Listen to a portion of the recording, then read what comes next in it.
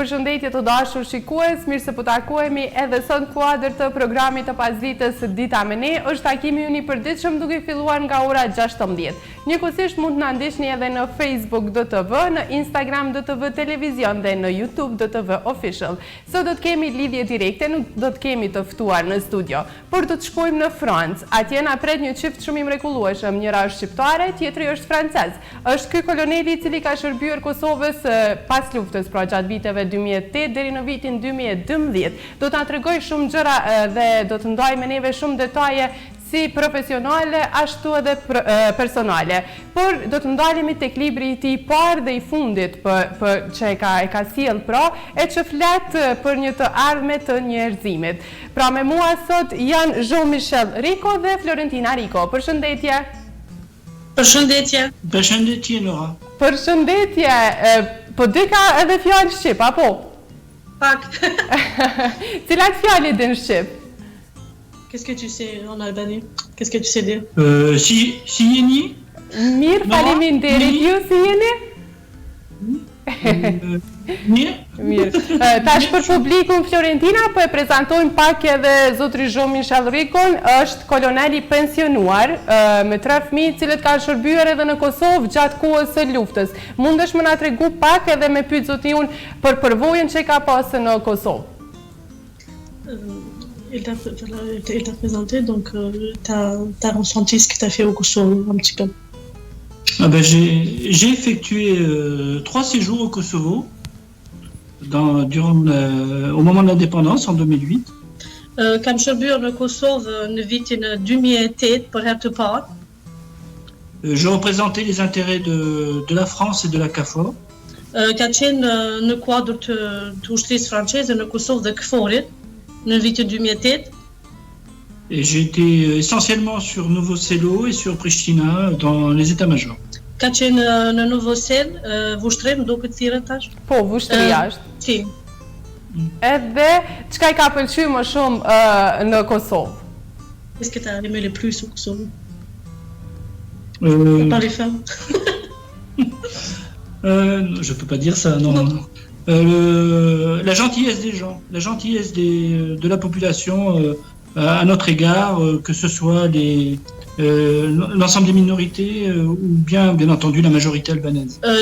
Ma shumë ditë që I ka pëlqyer ka qenë mirëpritja e njerëzve. Disa herë ka thënë se njerëzit në Kosovë janë shumë mirëpritësa. Kjo I ka bërë përshtypje më shumë ti sa ka qëndruar në Kosovë. Mirë, Florentina, ju e ceke që në vitin 2008 realisht unë në hyrje bëra që ka shërbim Kosovë gjatë viteve të luftës, kështu që për hir të korrekcisë është gabimi im, mendova që ka qenë gjatë kësaj kohe. Mirë, jemi këtu për biseduar edhe për një libër cilin e keni sjell. Më tregoni pak më shumë rreth këtij libri, se çka flitet në libër.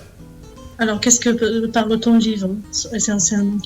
Le livre parle essentiellement de la guerre dans le futur, de la guerre dans un futur donc sur le monde.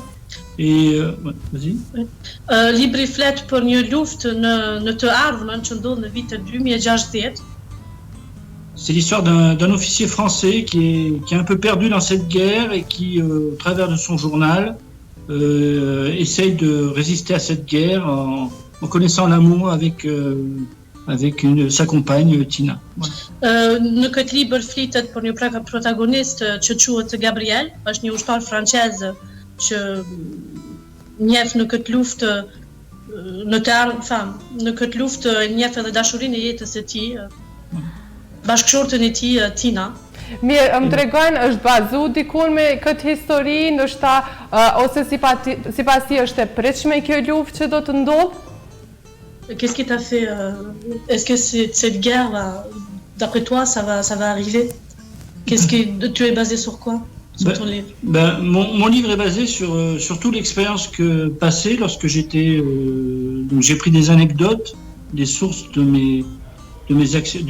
mon livre sont tirées de choses qui sont vécues, que j'ai vécues auparavant, que ce soit en Bosnie ou en Irak ou en Afghanistan.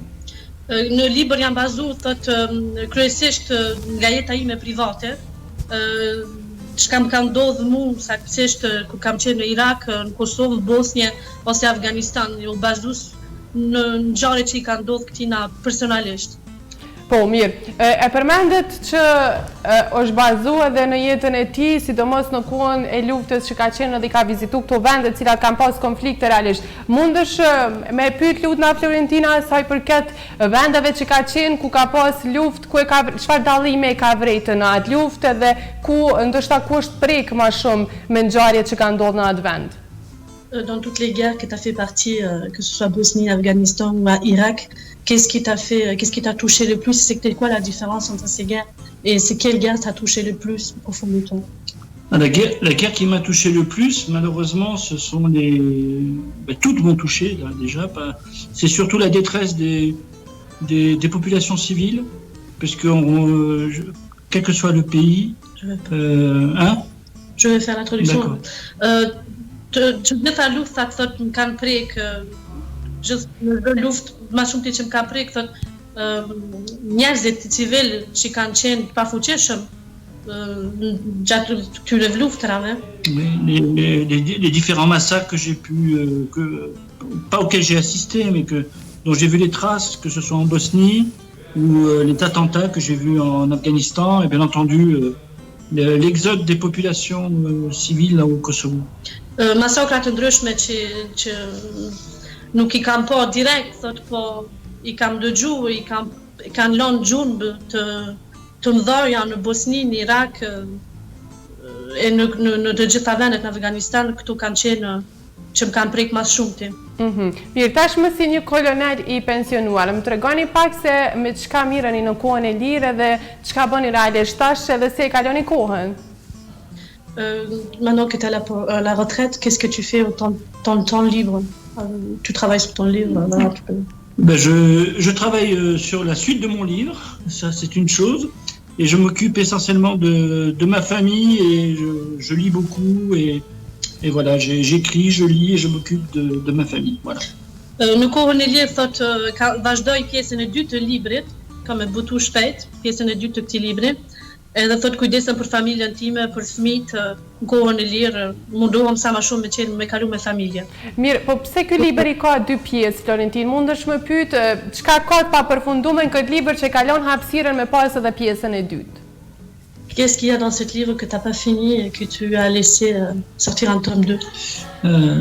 Si je dis pourquoi je fais un tome 2, je risque de dévoiler un petit peu la fin du tome 1. Donc là, je vais réfléchir à ma réponse. Mais disons que malheureusement, les guerres du futur vont durer et donc j'ai forcément une suite et j'espère une suite heureuse pour l'avenir de Gabriel et de Tina qui sont les héros de mon livre.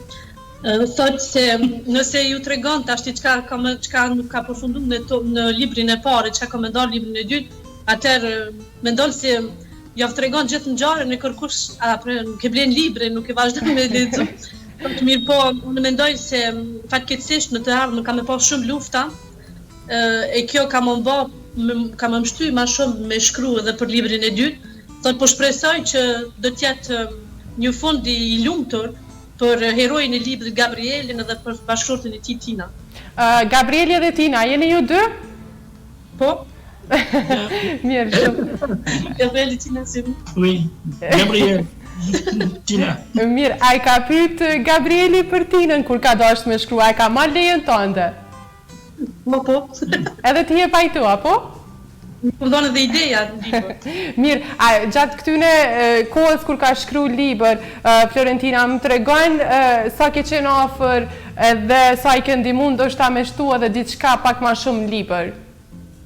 Na jemi njoftuar në vitin 2012 kur kemi punu bashkë në Kosovë.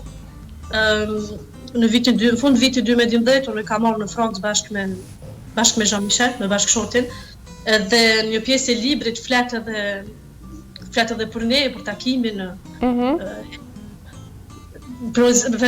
Tina prezentohet si një heroinë në libër, si një ushtare e një vendit. Nuk flasim për Parisin, më shumë të në libër, po Parisi mund me qenë Prishtina, mund me qenë çdo vend tjetër. Okej. Po, a din çfarë po du me ditë, mundesh me pyet se si ndihet si dhëndër i Kosovës? Comment tu te sens comme bon fils du Kosovo, enfin comme gendre du Kosovo? J'ai agrandi ma famille, je me sens bien, et j'ai agrandi ma famille, puisque Tina a une grande famille au Kosovo et même ailleurs, puisque elle a du monde en France, en Allemagne, etc. Donc j'ai largement agrandi ma famille. Thotë se çka ndjehet mirë se ka rrit familjen, thonë kam një familje të madhe, na shqiptarët kena familje të mëdha, që në Francë nuk është, nuk janë ashtu familje të mëdha shumë, na arrim bashkë gjithë familjet kosovare janë gjithmonë bashkume. Thotë kjo e bën të ndjehet mirë se ka rrit familjen e vet shumë. Unë kam familje në Gjermani, kam familje në Kosovë, kam familje gjithkam në Evropë. Çfarë adete shqiptare I ka bo Jean-Michel deri sot? Est-ce que tu as appris les coutumes du Kosovo? Qu'est-ce que tu utilises aujourd'hui avec moi comme coutume? Je ne veux pas dire les coutumes, non, Si, à manger par exemple. Ah oui, bah, la nourriture, la mode,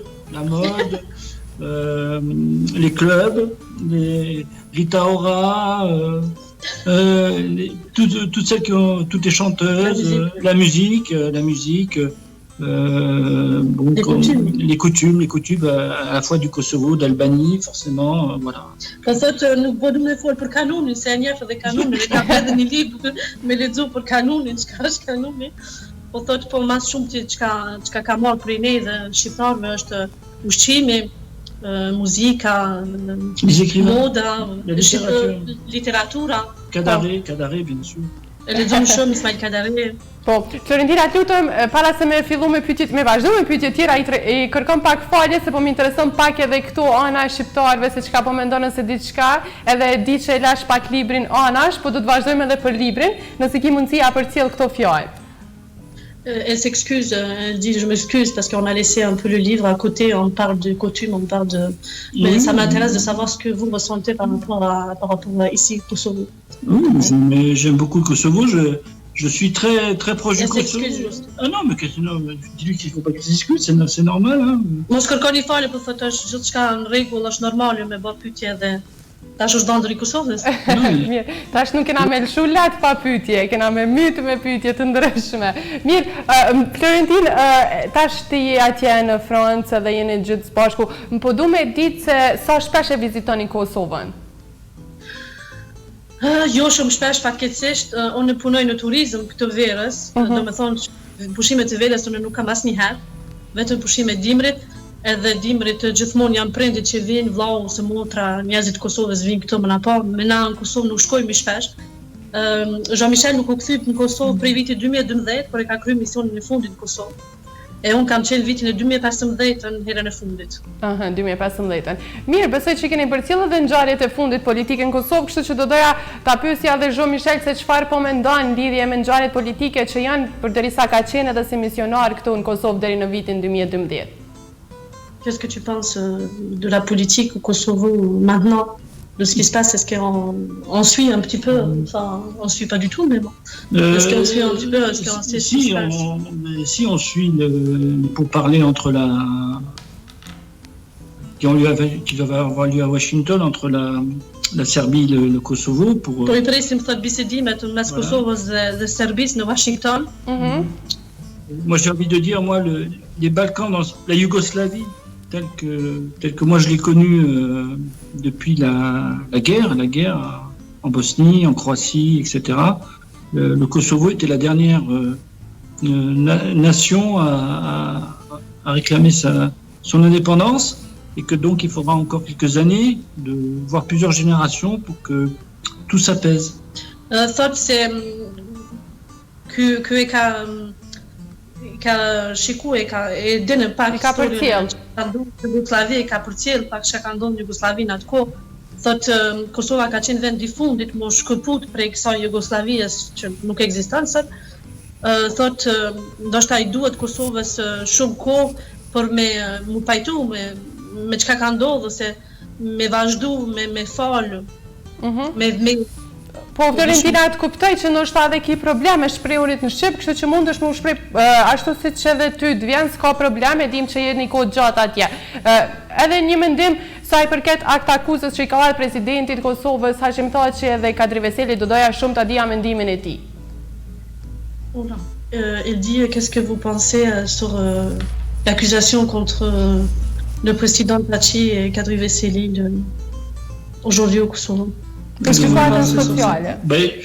Les accusations qui sont formulées, pour l'instant, elles sont formulées par un tribunal international, par la Cour pénale. Après, il faut voir quelles sont les suites qui vont être données. En ce qui me concerne, j'évite en tant que militaire de donner un avis sur les politiques en général. Donc, je trouve qu'il est quand même étonnant que cette affaire sorte aujourd'hui, alors que des pourparlers importants pour l'avenir du Kosovo se déroulent. Donc, je vais essayer de traduire. Thotë do të më shikoj çfarë akuza saktësisht janë bërë kundër presidentit Thaçi. Thotë unë si ushtrisë franceze nuk kam shumë qef me fol për këtë punë, për si është Kosova ose në vend tjetër me dhënë mendimin tim politik. Mirë po thotë jam pak i çuditur, i habitur pse tash kanë dalë këto akuza, kur kanë mujtën me dalë më herë këto akuza nëse janë të vërteta. Thotë pse kanë dalë tash kur janë të përgatitur për një bashkëbisedim me Serbinë dhe Kosovën në Washington, pse bashkë tash dolen, jo më herët. Mirë, e falenderoj shumë për këto mendime që na dha dhe më tregon se sa libra i ka botu deri sot. Është libri i parë që i ka botu deri sot. Libri i parë. Okej, sa ku i ka marrë libri derisa e ka shkruar, e ka botu dhe e ka zgjedhur ndoshta se çka po don me trajtu në libër. Combien de temps t'as pris pour ton livre, de faire le livre, de savoir qu'est-ce que tu veux faire sur ton livre, les idées, tout ça, ça s'est fait sur les 20 dernières années par petits chapitres, par petites... voilà, c'est un journal, hein, c'est un journal qui reprend à la fois des anecdotes et des choses qui me sont arrivées sur à peu près les 20 dernières années depuis mon premier séjour en Bosnie. Thotë se I ka marrën parakorsisht 20 vite me vendos çka ka me qitë libër, me shkru se ka shkru kapitull për kapitull, ka pak prej luftës të fundit që ka përjetu në Bosnjë, se ka qenë luftë në Bosnjë, e thotë prej ati momenti kam vendos me qitë librin, me botu një libër, çka ka ndodhë, çka ka pa ky personalisht gjatë luftave që ka qenë. Mirë, pyete nëse ka mundësi me unë dalë ose I pengon me unë dalë pak të lufta e Bosnës dhe doja të dija disa nga përvojat e tij gjatë asaj kohe. Est-ce que ça te dérange de parler un peu de la guerre en Bosnie? Elle veut savoir tes ressentis et ce que tu as vécu toi. La guerre en Bosnie, c'était à l'époque quand j'y étais, donc c'était avant les années 2000, c'était la fin des années 90, j'ai connu la partition en 3 parties de la Bosnie-Herzégovine et donc j'ai surtout vu un Sarajevo dévasté et un pays qui était, encore plus que le Kosovo, qui était complètement morcelé en morceaux, avec des enclaves partout, etc. Kur ka qenë në Bosnjë dhe kur është kthy prapë në Bosnjë në fund të viteve 90-ta, e ka pa një Bosnjë të shkatruar, një Sarajevo që ka qenë kompletësisht e shkatruar, ndoshta pak më shumë se Kosova. Nuk do me bë krahasime me këto dy shtete, por Bosnja ka qenë edhe shtet më I madh se Kosova. Edhe thotë ka pa një Bosnjë të shkatruar edhe I ka njoft ato ka bën pjesë 3 që shtojnë shef 3 po kanë qenë serbë, kroatë dhe... 3 nacionalitete, 3 po. Edhe, do me thënë sa kohë ka punu atje? Combien de temps t'es resté en Bosnie? Je fais deux fois 4 mois, donc ça fait 8 mois. Mais ça suffit. J'ai eu l'occasion aussi de visiter le charnier de Srebrenica. Et c'était c'était très poignant. E ka vizitu Bosnjën 2 herë 4 muaj, do më thonë 8 muaj krejt ka qenë në Bosnjë. Thotë, po më ka mjaftu ata 8 muaj për me po një shtet kompletësisht shkatruar dhe masakrat e Srebrenicës. Gjitha këto ngjarje a flitën në libër? Apo është një luftë në të ardhmen që do të ndodhë, siç e ceku ai? Apo është bazuar edhe në këto ngjarje që kanë ndodhur më herët? Basé sur ça aussi ou tu... Non, oui, disons qu'il j'en parle de manière... comme ça, l'histoire se passe dans le futur, il n'y a pas de repère par rapport à l'histoire réelle. Ce n'est pas un journal qui correspond à la réalité de ce que j'ai connu. C'est quand même différent. Mais à un moment donné, effectivement, je parle de massacre, je parle d'intervention de milices dans un village. C'est vrai, j'en parle à un moment donné avec des militaires qui sont impuissants à aider la population civile. Thot se në libri që ka shkruar bazohet në një luftë në vitin, siç u thash në fillim, në vitin 2016, domethënë që ndodh në të ardhmen, nuk është një luftë që ka ndodhur, është një luftë që ka në të ardhmen.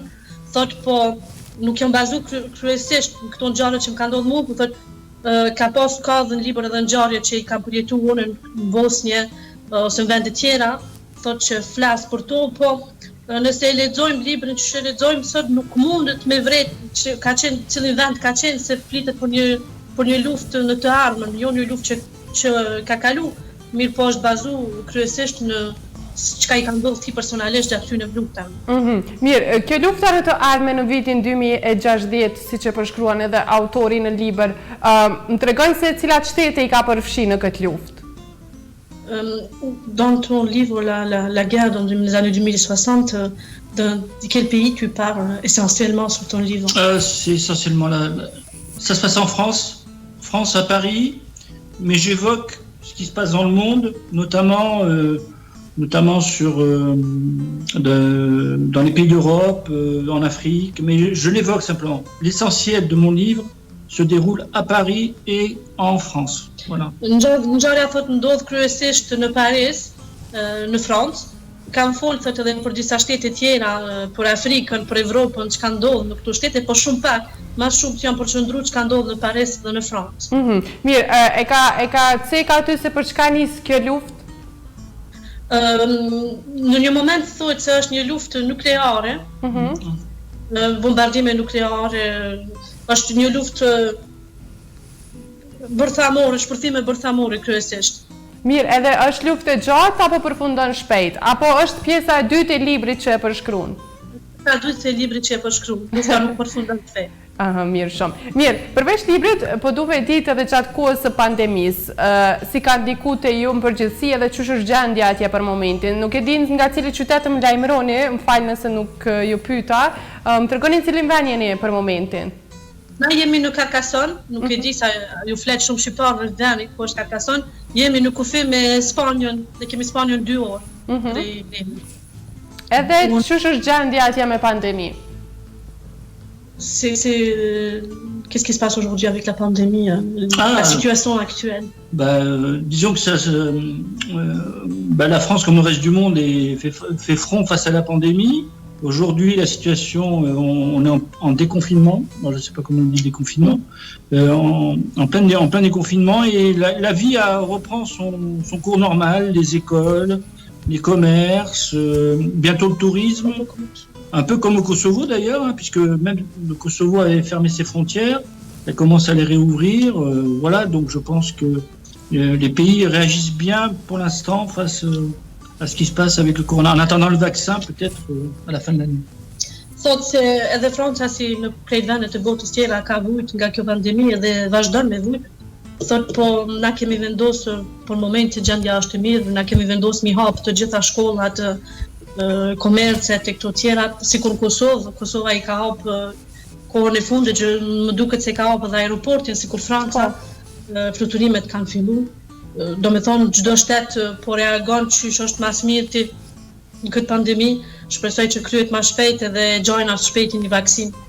Shpresojmë edhe ne të kryhet sa më shpejt. Mirë, Florentina, më tregon pyetje realisht se mas këtij librit, pjesës dytë librit që ka me bo, çfarë teme mendon me shtjellu menjëherë mas këtyre dy pjesëve të librit? Le prochain livre que tu vas sortir, de quoi tu vas parler essentiellement? Pas le tome 2, un autre livre si tu... un autre livre, ce sera peut-être... Tu vas parler sur quoi exactement? Peut-être que tu vas te concentrer sur quoi? Pour l'instant, j'ai une idée de livre, ça serait plutôt un roman fantastique, donc qui se passerait aussi un petit peu dans le futur, mais un futur beaucoup plus proche.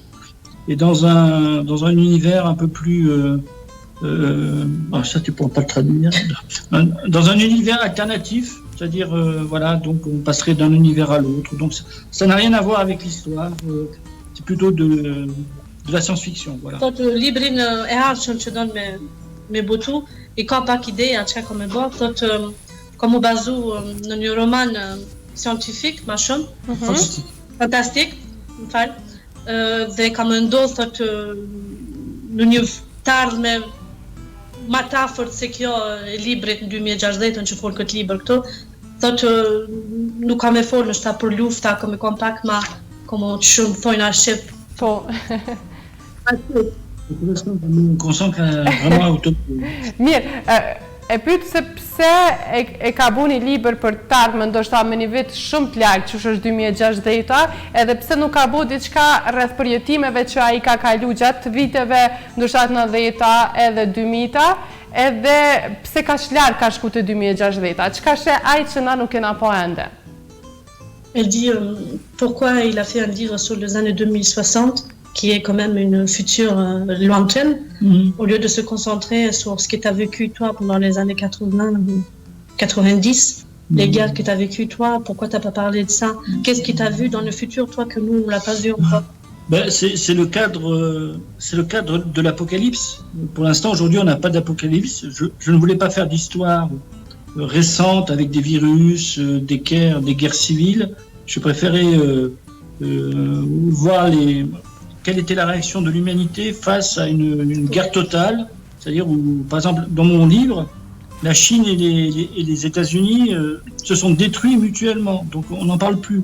Voilà, donc l'Afrique est retournée à l'esclavage, au génocide. Il n'y a plus que l'Europe et la partie orientale de l'Europe, avec les Balkans et la Russie, qui a encore une société qui essaie de tenir. On a fait ça. Thot se është koncentru ma shumë në të ardhmen, se thot nuk ka dash me fol edhe një herë për sikur në shumë libra për një virus që shkatron njerëzimin në të ardhmen e ardhshme, ka dash ma shumë me fol për një luftë nukleare, për një apokalips që ka me ndodhur botës në të ardhmen, ashtu thojmë që jo. Thot kam dash në librin e tij flitet se Amerika dhe Kina janë shkatru nërmi veti gjatë kësaj lufte, thot mbetet vetëm një pjesë e Evropës lindore edhe Rusia që kanë rezistu pak a shumë në këtë luftë. Thot kam dash me fol për këto vene në të ardhmen, që ky mendon se në të ardhmen që nështë këto shtetet kanë me konë shtetet që kanë me rezistu mas mirë të një luftë tretë botërore. Edhe është libri në gjuhë franceze, apo? Po. Edhe e ka të përkthym, mendon me përkthyer edhe në për gjuhë tjera? Tu vas faire ta traduction dans d'autres langues ou tu vas rester que au français? Si je le fais dans d'autres langues, ça sera bien entendu fait de manière professionnelle parce que je n'ai pas la capacité de faire en anglais parce que c'est quand même un livre qui est assez riche. Mais oui, certainement que je vais si le livre marche, hein, parce que on se lance pas dans cette affaire de manière directe. Oui, je pense l'anglais certainement, parce que l'anglais est quand même la langue qui est à peu près le plus parlée. Et on verra pour le reste. Pour l'instant, voilà, il est sorti en français, là, donc on verra. Për momentin thotë është vetëm në gjuhën franceze, ndoshta në të ardhmen do ta përkthej edhe në gjuhën angleze, se është gjuha më e folur në botë, anglishtja. Thotë po ndoshta merr pak kohë përkthimi prej gjuhës franceze në anglisht, se ky nuk mundet edhe pse e fol anglisht nuk mundet me përkthy vetë, se ka fjalë që ndoshta ky nuk din mi përkthy prej frëngjishtës në anglisht, do të duhet një dikush që mundet me përkthy librin. Me gjendim. Mirë, ndoshta edhe shumë persona këtu në Kosovë, cilët e njohin edhe flasin gjuhën franceze, kanë qef me pas librin e tij. Ku mujnë me gjetë? Mujnë me porositë online apo veç në Francë? Personat këtu që jetojnë në Francë, shqiptarë që jetojnë në Francë, mundën me porosit në Amazon, ka dalë livri, në Fnac, ata i njohin këto faqe. BOD është faqa, kjo është libri. është apo e kthej në anën tjetër. Veç pak titullin, a mundesh më ma përkthy? Ose e rida, do me thonë, Kjo është gjuhë latine ose Arida, nuk është frëngjeshtë, është vjen nga gjuha latine që do të thotë skelet i thotë. Skelet i thot. Po. A mundesh me pyet pse? Pourquoi ose Arida? Parce que en fait, J'ai traduit, qu'est-ce que ça veut dire? l'histoire se passe à Paris et dans les catacombes. Et dans les catacombes, il y a des dizaines de milliers de squelettes de gens qui ont été enterrés durant un certain nombre de siècles à Paris. Et donc ça m'a paru un titre, le titre immédiat quoi, les Ossarida, les squelettes décharnés. Voilà, les catacombes de Paris, les souterrains de Paris et Paris. Voilà. E ka zgjedh këtë emër sepse në libër flitet kryesisht për Parisin dhe katakombat në Paris, njerëzit që jetojnë në Francë e dinë që në Paris janë katakombet ortodoksore. Aty ka shumë skeleta të njerëzve që kanë vdekur gjatë luftave të parë, luftave të dytë botërore. Thotë për ata jam koncentru edhe më ka pëlqyer emri skelet i thotë se fol për katakombat në Paris, që ka shumë skelet. C'est la première phrase d'un poème qui est gravé dans les catacombes. Titulli i këtij librit është një poezi që ekziston në katakombë Paris realisht, që thirret Ossarida, është një poezi që është e shkruar në katakombat Paris. Njerëzit që kanë shkuar mi vizitu katakombat në Paris e dinë për çka flitet. Mirë shumë. Po më duket që për librin i kemi sqaruar shumë gjëra, na keni treguar shumë detaje. Mundesh me pyet nëse është i pajderit me bëu edhe një 2-3 pyetje personale që kanë të bëjnë ndoshta me neve shqiptar. Pas politique. On a parlé du livre maintenant et il voudrait te poser 2-3 questions plus personnelles sur nous les Albanais. Si ça te dérange pas. Ok. Mirë, e pyet se a kanë dëgjuar muzikën tonë popullore dhe a din me vallëzu sikur na.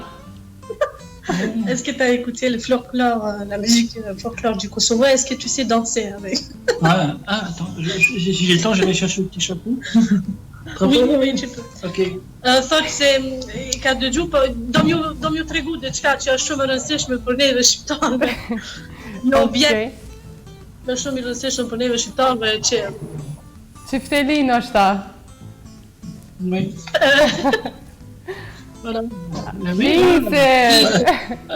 Ok, a mundesh tash me vlu? Oui. Alors, j'ai passé sur tout. Voilà.